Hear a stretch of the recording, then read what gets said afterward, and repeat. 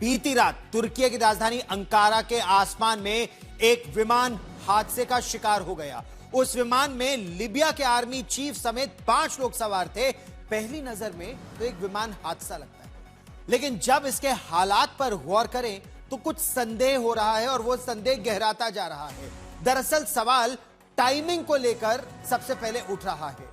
कुछ दिनों पहले ही पाकिस्तान के army chief field marshal Asim Munir ने लीबिया का दौरा किया था।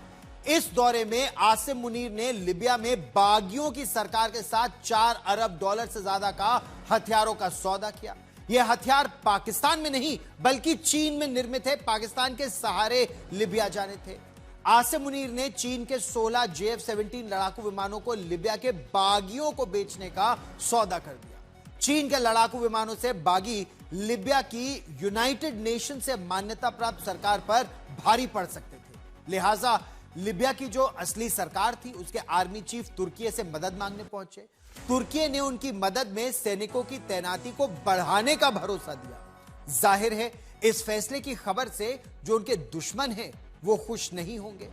जब दौरा सफल पूरा कर तुर्की से लीबिया के त्रिपोली वो लौट रहे थे तो अंकारा से उड़ान भरने के महज 40 मिनट बाद उनका विमान अचानक क्रैश कर गया। इस हादसे के बाद तुर्की हिल गया है, क्योंकि उसके आसमान में किसी दूसरे देश के आर्मी चीफ की मौत हो गई है और वो किसी भी षड्यंत्र से हालांकि इनकार तो कर रहे हैं इस समय तुर्की में, लेकिन पाकिस्तान के आर्मी चीफ का बागियों के साथ हथियारों का सौदा तुर्कियों के दखल देने के बाद हुआ।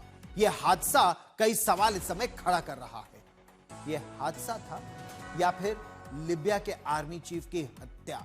आपको इस पर हम एक विस्तार से रिपोर्ट दिखाते हैं कि आखिर दुनिया में इस एयरक्रैश से हड़कंप इस समय क्यों मच गया है।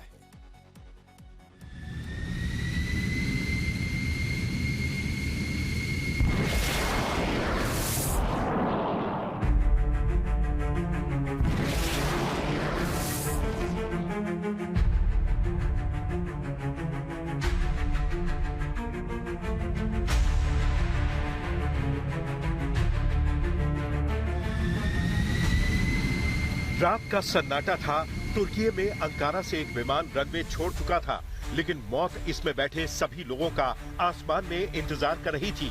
या यूं कहें कि कोई था जो इस ताक पे बैठा था कि इस विमान को कब अपना निशाना बना ले।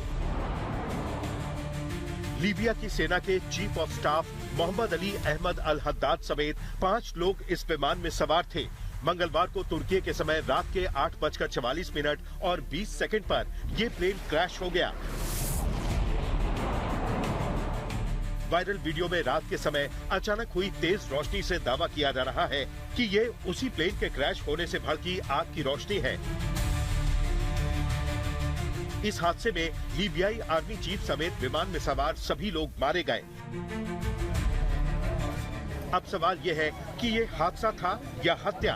इसका सच आपको कुछ ही देर में बताते हैं, लेकिन इस प्लेन क्रैश पर सवाल इसलिए उठ रहे हैं क्योंकि कुछ दिनों पहले ही पाकिस्तान के chief of defence forces Asim Munir ने लीबिया का दौरा किया था।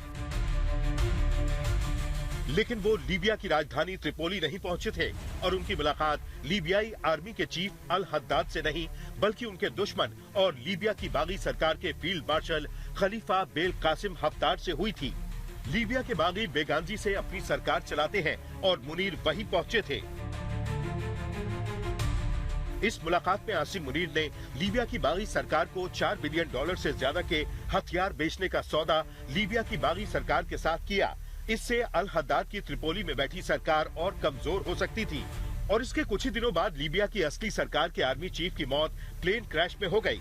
इससे उसे दोहरा झटका लगा, इसलिए इस विमान हादसे पर सवाल उठ रहे हैं। 20 दिसंबर को आसिम मुनीर बेंगाजी पहुंचे, जहां लीबिया की बागी फौज का राज है।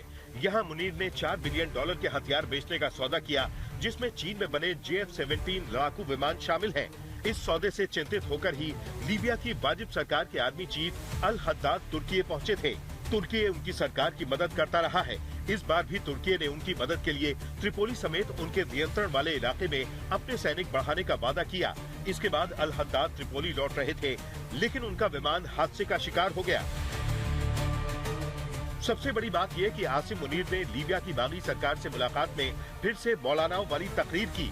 इसी दौरान ये कहा कि दिल से डर निकाल दो, तुम दुनिया जीत सकते हो। खुद बंकर में छिपने वाला लीबिया को डर निकालने की सलाह दे रहा था, लेकिन कहीं इसी सलाह के बाद तो लीबिया की बागी सरकार ने ये कारगुजारी तो नहीं की। कहीं मुनीर के बहकावे में लीबिया की असली सरकार के आर्मी चीफ का विमान क्रैश तो नहीं कराया। अब सबसे बड़ा संकट तो तुर्की के लिए खड़ा हुआ है, जो ऑपरेशन सिंदूर में पाकिस्तान का सबसे बड़ा मददगार था। इस क्रैश के बाद तुर्की हिला हुआ है, क्योंकि किसी दूसरे देश के जनरल की मौत उसके यहाँ हुई है। ये राजनयिक संबंधों को भी बिगाड़ सकता है। प्लेन क्रैश के बाद साजिश या हादसे को लेकर कई तरह के सवाल उठ रहे हैं, लेकिन गद्दार पाकिस्तान किसी का सगा नहीं और तुर्की को भी मुश्किल में धकेल सकता है। तुर्की अधिकारी सफाई दे रहे हैं कि विमान ने अंकारा के एसेन बोगा एयरपोर्ट से उड़ान भरने के 40 मिनट बाद तकनीकी खराबी की सूचना दी। उसने इमरजेंसी लैंडिंग की अनुमति मांगी, लेकिन लैंडिंग से पहले ही रडार से विमान का संपर्क टूट गया। बाद में उसका मलबा अंकारा के पास एक सुनसान इलाके में मिला। यहाँ से एक जूता भी बरामद हुआ, जो जनरल अल हद्दाद का बताया जा रहा है। इस हादसे में सीनियर मिलिट्री लीडरशिप का सफाया हो गया। अब इन तस्वीरों में उन्हें याद किया जा रहा है। ये हादसे से पहले उसी दिन की है जिनमें मोहम्मद अली अल हद्दाद ने तुर्की में ऊंचे ओहदे वाले मिलिट्री अधिकारियों से मुलाकात की थी। किसी तरह का कोई शक न हो, इसलिए लीबिया की बागी सरकार के फौजी मुखिया हफ्तार और उसके बेटे सद्दाम हफ्तार ने तुरंत सार्वजनिक रूप से संवेदना जताई। लेकिन सच तब सामने आएगा जब ब्लैक बॉक्स की जांच पूरी होगी। आज तक ब्यूरो। दरअसल पाकिस्तान के जो चीफ ऑफ डिफेंस फोर्सेस हैं आसिम मुनीर, वो कुछ समय पहले अमेरिका के राष्ट्रपति डोनाल्ड ट्रंप को बलूचिस्तान में रेयर अर्थ मटेरियल बेचते, आपने उनकी तस्वीरें देखी। अब वो चीन के हथियार लेकर लिबिया को बेचने पहुंच गए हैं। आपको हम लिबिया का नक्शा दिखाते हैं, क्योंकि लिबिया में आपको याद है आज तक वो चैनल था जब मैं और मेरे सहयोगी लिबिया से रिपोर्ट कर रहे थे, जब वहां सिविल वॉर काफी भड़क गई थी। और हम आपको ये मानचित्र पर दिखाते हैं कि किस तरह से इजिप्ट के रास्ते, वो टुब्रुक का बॉर्डर इजिप्ट के पास से शुरू होता है और ये मेडिटेरेनियन सागर है। बेंगाजी, आपको बेंगाजी में जिस तरह से लिबिया के रिबेल्स ने वहां पर अमेरिकी राजनयिकों को और उनकी हत्या कर दी थी 13 घंटे की उस सीज के बाद, तो ये पूरा मिसराता और सिर्त का इलाका है। और सिर्त के इलाके के बाद ये पूरा इलाका इस समय बागियों के कंट्रोल में है, जहां पाकिस्तान हथियार बेचने की कोशिश कर रहा है। फिर ये जो नीले में आप इलाका देख रहे हैं, ये अब्दुल हमीद दिवा, जो वहां के प्रधानमंत्री हैं लिबिया के, जो यूएन मैंडेटेड सरकार है, ये उनकी सरकार है। अच्छा, दोनों के बीच एक तरह से आंतरिक गृह युद्ध यहां पर छिड़ा हुआ है और शुरू से। और जो कबायली लड़ाकों की सरकार है वो दक्षिण के इस इलाके में है, लिबिया में। ये लिबिया की समय जमीनी स्थिति है। 40 साल तक, यानी 2011 तक पूरे लिबिया पर कर्नल मुअम्मर गद्दाफी का एक छत्र शासन था। पूरा लिबिया उस समय एक था। अब लिबिया 3 हिस्सों में बंट गया है। जो नीला इलाका है वो हमने आपको दिखाया, government of national unity GNU के नियंत्रण में है। इसमें ट्रिपली और मिसराता के इलाके आते हैं। यूएन की मान्यता प्राप्त इनकी ये सरकार है। ये जो नीला इलाका है, ट्रिपली या राजधानी है, बेंगाजी दूसरा बड़ा शहर है, लेकिन बेंगाजी रिबेल्स के हाथ में है।